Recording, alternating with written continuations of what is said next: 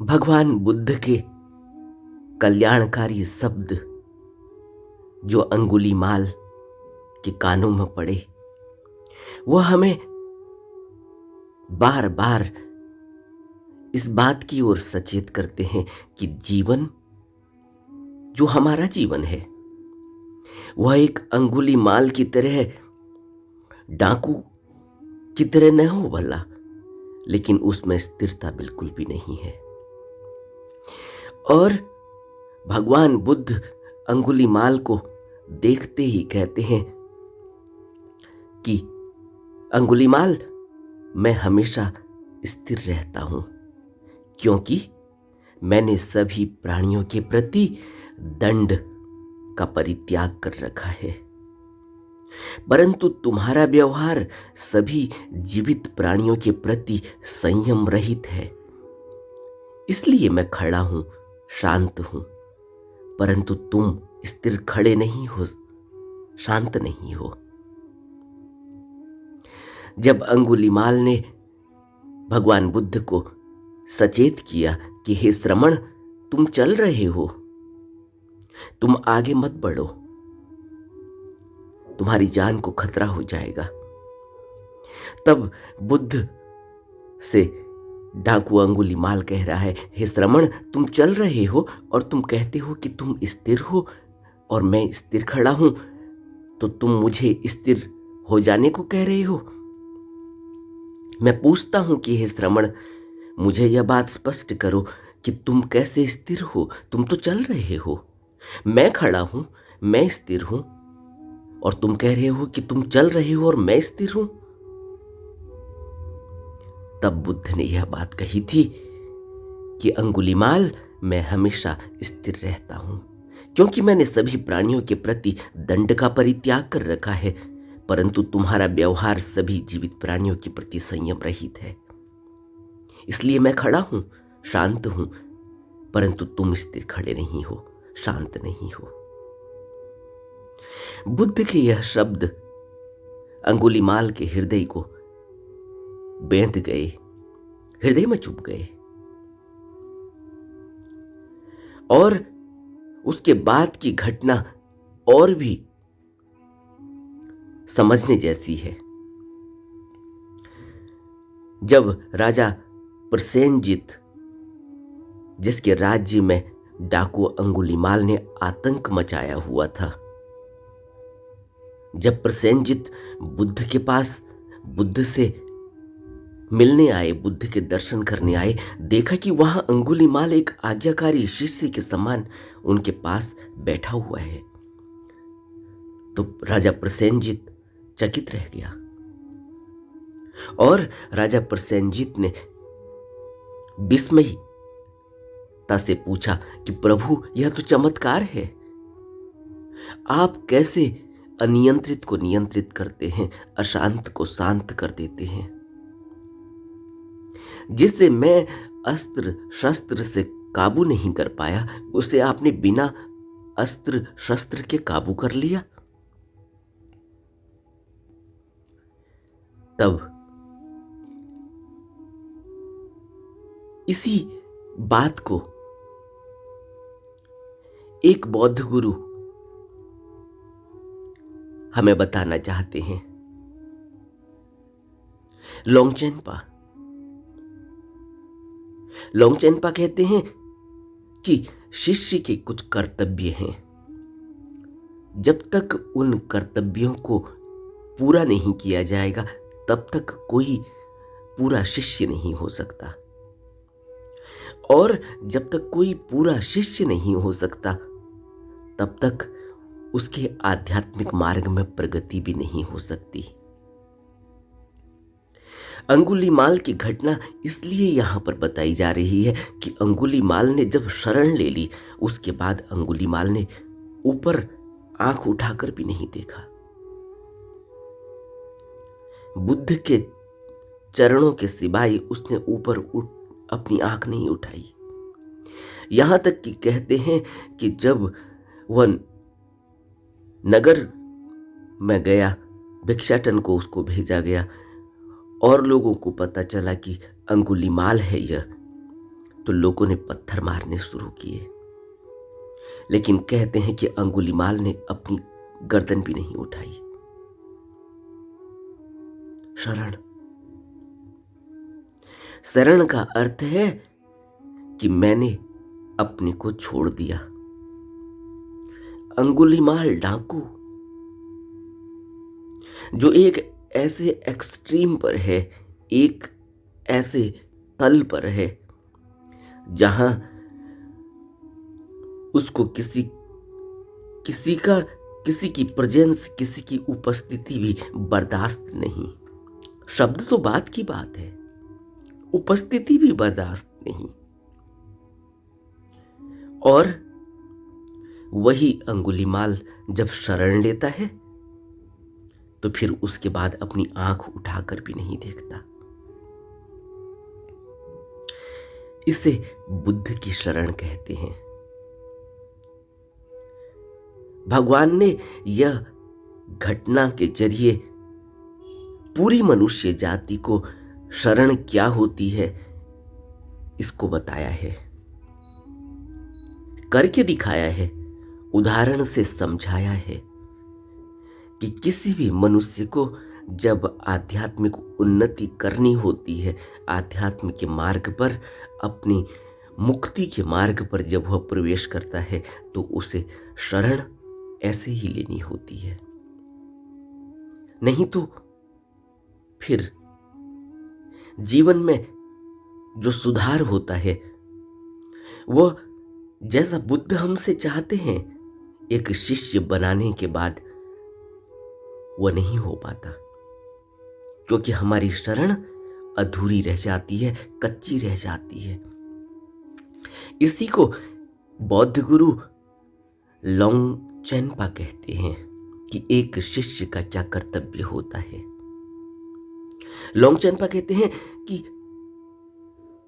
आध्यात्मिक अभ्यास और अपने आप को गुरु के आगे समर्पित करना, यह दोनों ही बातें अति आवश्यक हैं। 6 प्रकार के उपदेश जो इस मार्ग पर चलने के लिए पर्याप्त हैं। लोंगचेनपा कहते हैं कि एक जीवन काल पूरी तरह से पर्याप्त है। यह निर्णय अभी और इसी समय ले लो। और दूसरी बात कहते हैं कि आध्यात्मिक विकास का एक साधन पूरी तरह पर्याप्त है। अपने गुरु को बुद्ध रूप जानो। और तीसरी बात, केवल एक कर्म ही पूरी तरह से पर्याप्त है। अपने गुरु को बुद्ध रूप मानकर उनका ध्यान करो। और चौथी बात, एक प्रकार का प्रशिक्षण ही पूरी तरह से पर्याप्त है। वे कर्म त्याग दो जो आध्यात्मिक नहीं। यह बात बहुत महत्वपूर्ण है। एक प्रकार का प्रशिक्षण पूरी तरह पर्याप्त है, वे कर्म त्याग दो जो आध्यात्मिक नहीं है। 5वीं बात, एक ही साधन का साक्षात परिचय प्राप्त करना पूरी तरह पर्याप्त है। मानसिक क्रियाकलापों के वास्तविक रूप का परिचय प्राप्त करना। जो भी मानसिक क्रियाकलाप चल रहे हैं, मन के अंदर जो भी विचार भाव उठ रहे हैं, कार्य चल रहे हैं, उसका वास्तविक रूप का परिचय होना चाहिए। और छठी और अंतिम बात कहते हैं कि एक व्यवहारिक युक्ति को पूरी तरह से पर्याप्त समझो। निरंतर तथता के प्रति सचेत रहो। यह बात बहुत महत्वपूर्ण है, निरंतर तथता के प्रति सचेत रहना। तथता के प्रति सचेत रहने का क्या अर्थ है? तथता के प्रति सचेत रहने का अर्थ है कि मैं जो कुछ भी कर रहा हूं, मैं जो कुछ भी सोच रहा हूं, वह सब मेरा गुरु देख रहा है, महसूस कर रहा है। मैं अकेला नहीं हूं, मैं हमेशा उसकी नजर में हूं। जीवन में क्रांति अभी घट सकती है। आध्यात्मिक उन्नति अभी इसी समय हो सकती है अगर लोंगचेनपा के इन 6 बातों को एक शिष्य अपने जीवन में उतारने लगे और यह छठी बात कि तथता के प्रति निरंतर सचेत रहना कि मेरा गुरु मुझे देख रहा है। मैं जो कुछ भी सोच रहा हूं, मैं जो कुछ भी कर रहा हूं, वह कुछ भी आध्यात्मिक, जो भी मुझे आध्यात्मिक उपदेश दिया गया है उसके अनुकूल होना चाहिए, प्रतिकूल नहीं। वह प्रतिकूल तो नहीं, इस बात के प्रति सचेत रहना चाहिए क्योंकि तथता की नजर हमेशा ही अपने शिष्य के ऊपर रहती है। तो यह कभी नहीं समझना चाहिए कि बुद्ध ने अगर किसी व्यक्ति को दीक्षा दे दी तो फिर बुद्ध भूल गए।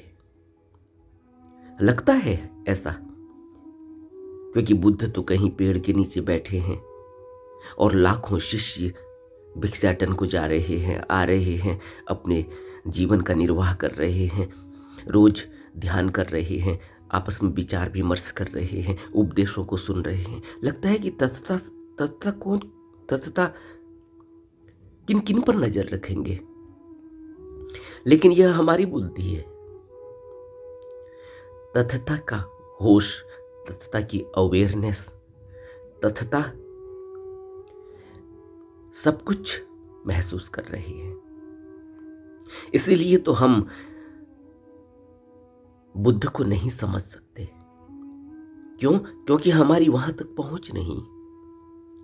बुद्ध जब दीक्षा देते हैं या कोई गुरु जब दीक्षा देता है तो धर्म काय को, जो सभी मनुष्य के अंदर तत्व रूप है, उसको मनुष्य के अंदर जागृत कर देते हैं। वह मनुष्य जिसको अभी तक अपने अंदर उस तत्व का एहसास नहीं है, उसके अंदर वह तत्व का एहसास धीरे धीरे उपदेश के अनुसार, आज्ञा के अनुसार पालन करने से जागृत होने लगता है। उसको अपने अंदर उस धम्मकाय का एहसास होने लगता है। यहीं से तो जो बाहर शरीर रूप में बुद्ध दिखाई दे रहा है, गुरु दिखाई दे रहा है, वह अपने अंदर, बुद्ध अपने अंदर उस गुरु का एहसास होने लगता है। वही तो अपने अंदर सच्चा गुरु है। धम्मकाय जब अपने अंदर महसूस होने लगे, अपने अंदर वह तत्व महसूस होने लगे, वह ज्ञान महसूस होने लगे, और वह तत्व हर प्राणी के अंदर मौजूद है। लेकिन तथता जो शरीर रूप में है, उनके उपदेश से बहुत आसानी से हम अपने तत्व को अपने अंदर महसूस कर लेते हैं। इसलिए किसी बुद्ध की शरण आवश्यक है, किसी गुरु की शरण आवश्यक है।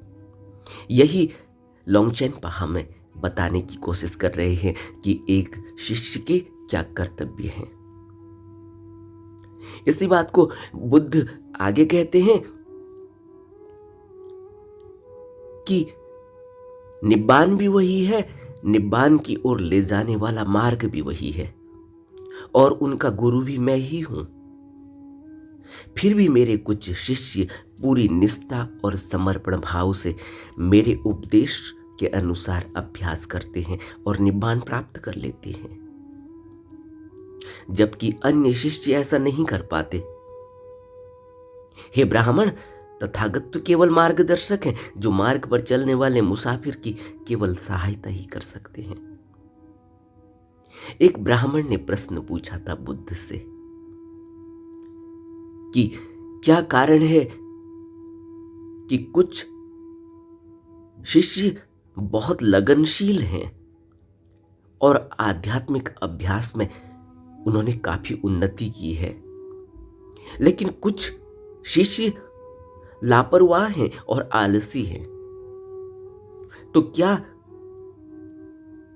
यह समझा जाए कि सबको आपका उपदेश अलग अलग है? क्या कारण है? तब बुद्ध ने उस ब्राह्मण को कहा कि ब्राह्मण, तथागत तो केवल मार्गदर्शक है, जो मार्ग पर चलने वाले मुसाफिर की केवल सहायता ही कर सकते हैं। निब्बाण भी वही और निब्बाण की ओर ले जाने वाला मार्ग भी वही, और गुरु भी मैं ही हूं। फिर भी मेरे कुछ शिष्य पूरी निष्ठा और समर्पण भाव से मेरे उपदेश के अनुसार अभ्यास करते हैं। वक्कली की बात हमने सुनी, गाथाओं में सुनी। वक्कली ने तो बुद्ध को भिक्षाटन की ओर जाते हुए देखा। सिर्फ एक नजर बुद्ध की वक्कली पर पड़ी है, और वक्कली को उसी समय ऐसा विराट घटित हुआ अपने अंदर कि उसके बाद वक्कली ने बुद्ध को छोड़ा ही नहीं, वह बुद्ध को ही देखता रह गया।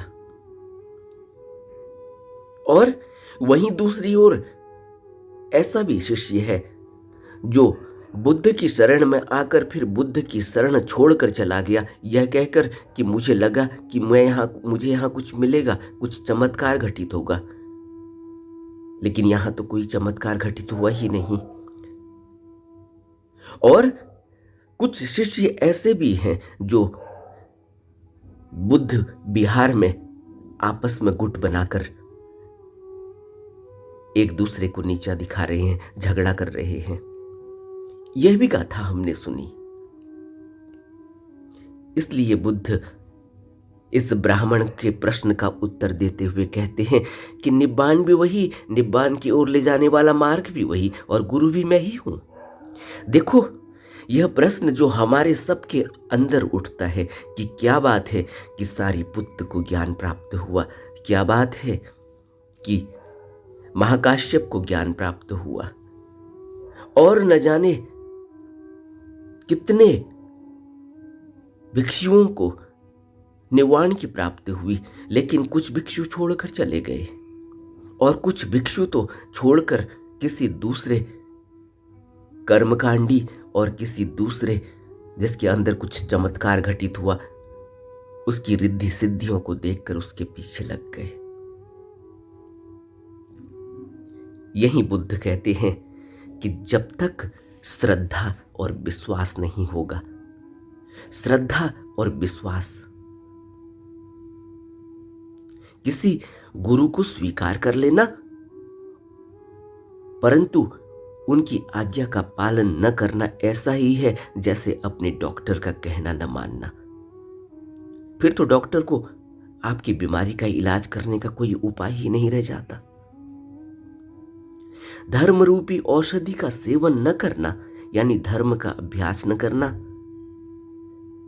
ऐसा ही है जैसे आपके सिराहने पर अनगिनत दवाइयां और डॉक्टरी परामर्श रखे हों, परंतु उसमें से कभी भी कोई दवाई को छुआ भी न गया हो, तो फिर बीमारी दूर कैसे होगी?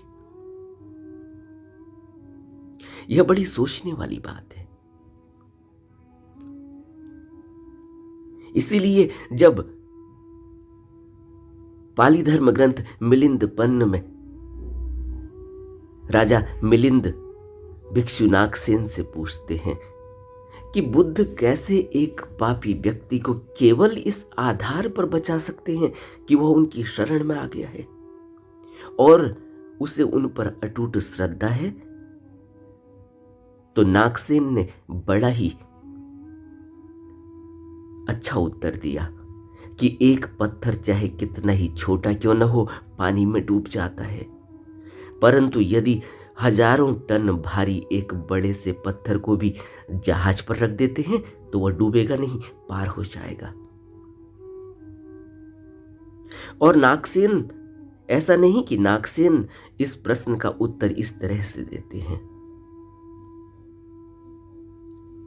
इसी को रामचरितमानस में भी कहा गया, कर्णधार सतगुरु दृढ़ नावा, कि सतगुरु की जो नाव है वह नाव पार कर देती है, वह समुद्र से पार, इस भवसागर से, इस समुद्र रूपी भवसागर से, महासागर से पार कर देती है। यही बात नागसेन कह रहे हैं, एक पत्थर चाहे कितना भी छोटा क्यों न हो पानी में डूब जाएगा। क्यों? क्योंकि कोई सहारा नहीं। लेकिन हजारों टन भारी एक बड़े से पत्थर को भी यदि जहाज पर रख देंगे तो वह डूबेगा नहीं, पार हो जाएगा। लेकिन क्या, कैसे? इसीलिए अगर पाली त्रिपिटक को ध्यान से पढ़ें तो ध्यान से पढ़ने से हमें जो बात समझ में आती है वो है कि श्रद्धा और प्रेम जैसे शब्दों का बार बार प्रयोग किया गया। बुद्ध ने कहा कि श्रद्धा ही मानवता की सबसे बड़ी पूंजी इस संसार में है। और यह कहा जाता है कि श्रद्धा द्वारा ही व्यक्ति संसार सागर से पार हो सकता है। यह दुखों के अंत के लिए बताए गए 5 नियमों में से पहला नियम है श्रद्धा। सांसारिक कार्यकलापों में भी आप जरा अपने जीवन पर अगर हम गौर करेंगे तो हमें यह पता चलता है कि किसी व्यक्ति के प्रति हमारी श्रद्धा नहीं, हमारा प्रेम नहीं, उस व्यक्ति से हमारा कोई लेना देना नहीं होता। हम उससे मिलते भी हैं, उससे बात भी करते हैं, लेकिन कोई प्रेम नहीं, कोई श्रद्धा नहीं, कोई विश्वास नहीं। ठीक है, हाय हेलो होती है, बातचीत होती है, लेकिन कोई श्रद्धा नहीं, कोई विश्वास नहीं, कोई प्रेम नहीं। लेकिन वहीं किसी व्यक्ति से श्रद्धा का जन्म हो जाता है, किसी व्यक्ति पर विश्वास हो जाता है, किसी व्यक्ति से प्रेम होने लगता है। और वह प्रेम कैसे होता है, कैसा होता है, उसके बाद किस तरह से फीलिंग होती है, किस तरह से इमोशन जागते हैं, किस तरह से मन आंदोलित हो जाता है, कितनी खुशी मिलती है जब कोई अपना प्रेमी मिलता है। क्या यह हमारे जीवन का अनुभव नहीं? यही खुशी, यही श्रद्धा, यही विश्वास, यही प्रेम की बात बुद्ध कह रहे हैं कि बुद्ध को समझना और जानना, किसी गुरु को समझना या जानना किसी मनुष्य के बस की बात नहीं है। तब तक जब तक वह गुरु या वह बुद्ध मनुष्य को जता ही न दे, समझा ही नहीं दे, दिखा ही न दे, उसके मन की अवस्था को ही न बदल दे, तब तक एक साधारण मनुष्य गुरु को नहीं समझ सकता। और यह बात हम बहुत अच्छी तरह से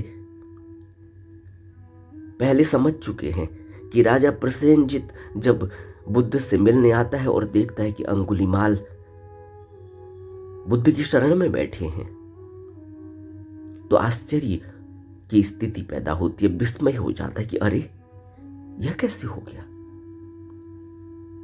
क्योंकि बुद्ध ने अंगुलीमाल को अपनी आभा से, अपनी प्रभा से उसके जीवन को बदल दिया, तुरंत बदल दिया, क्योंकि वह जरूरी था। क्योंकि बुद्ध को उसके अंदर कुछ ऐसा दिखा है कि यह एक सिरे पर इतने एक्सट्रीम पर है, यह व्यक्ति दूसरे सिरे पर भी इतने ही एक्सट्रीम से जा सकता है। और यही हुआ। अंगुलीमाल ने उसके बाद गर्दन उठाकर भी नहीं देखा।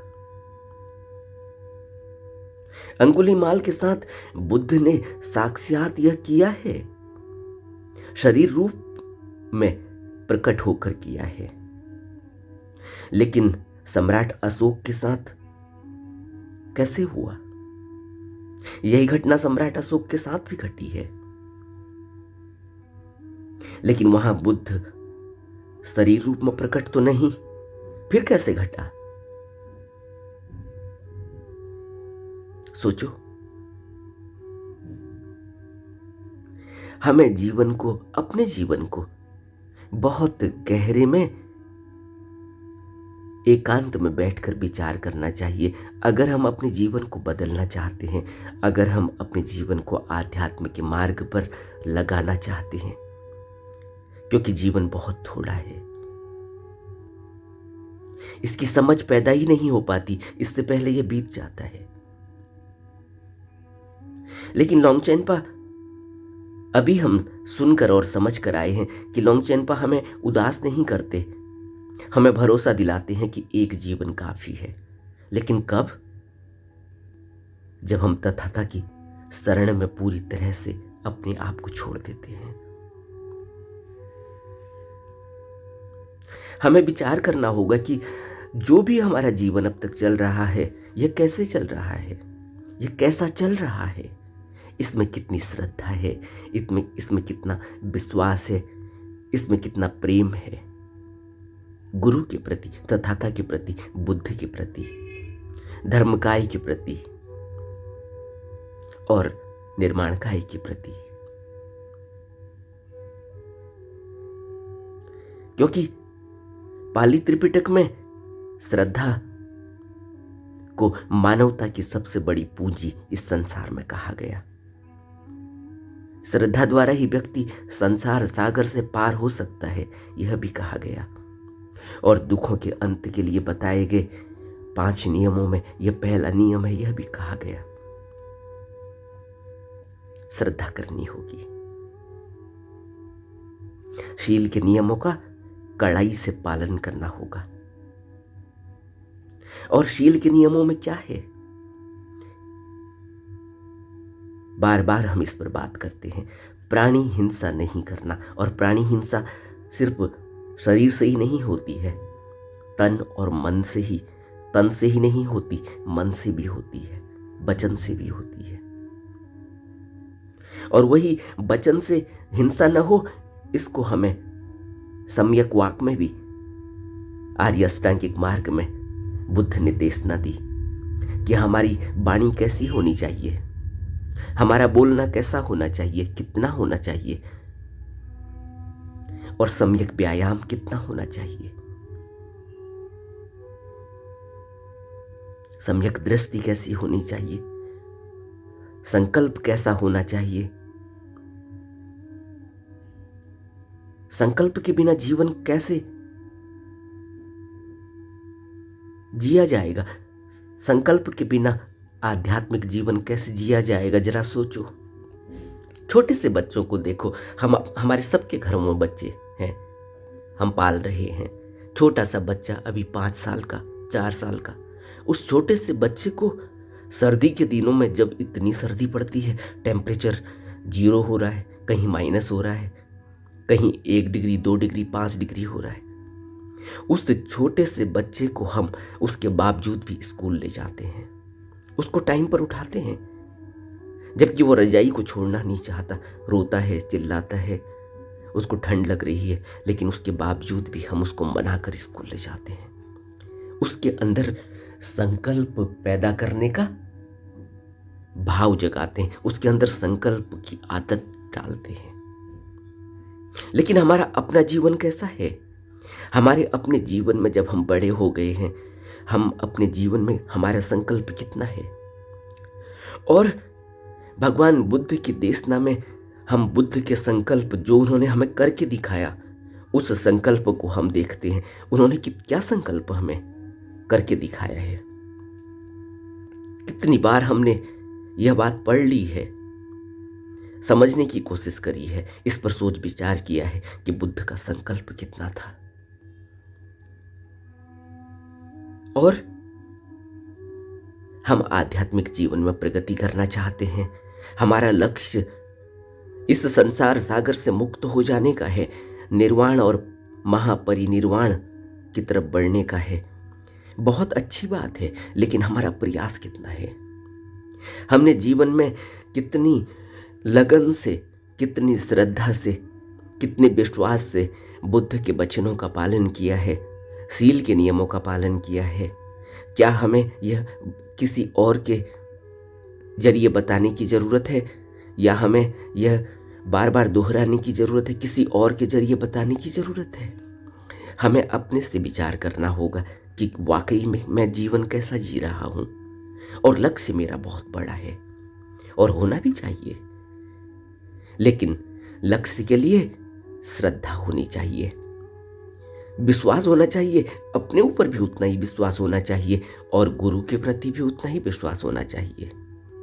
किसी व्यक्ति ने मुझसे अभी प्रश्न पूछा, किसी मित्र ने, कि गुरु को कैसे ढूंढें, गुरु को कैसे समझें, गुरु को कैसे हम यह माने कि यह गुरु है, असली गुरु है।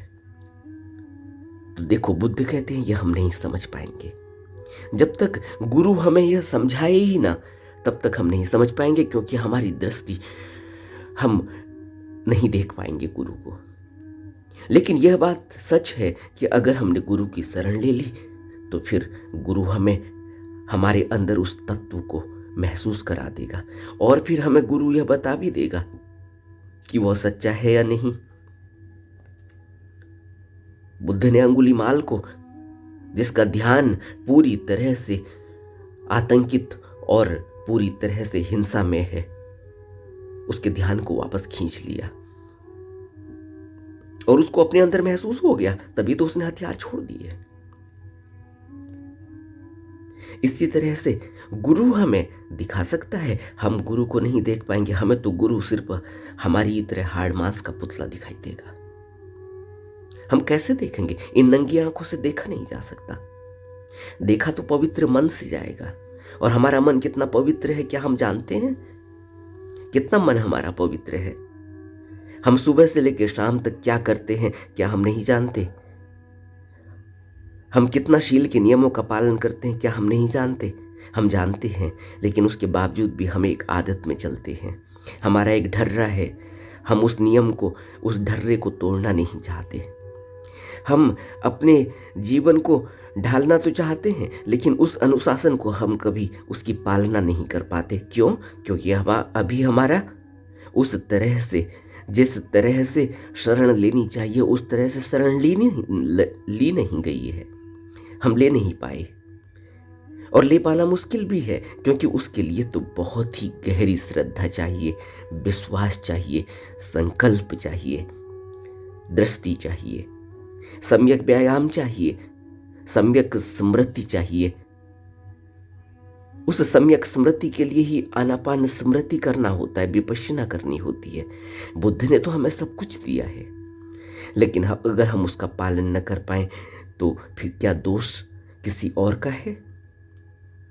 हमें अपने ऊपर विचार करना चाहिए। नमो बुद्धाय।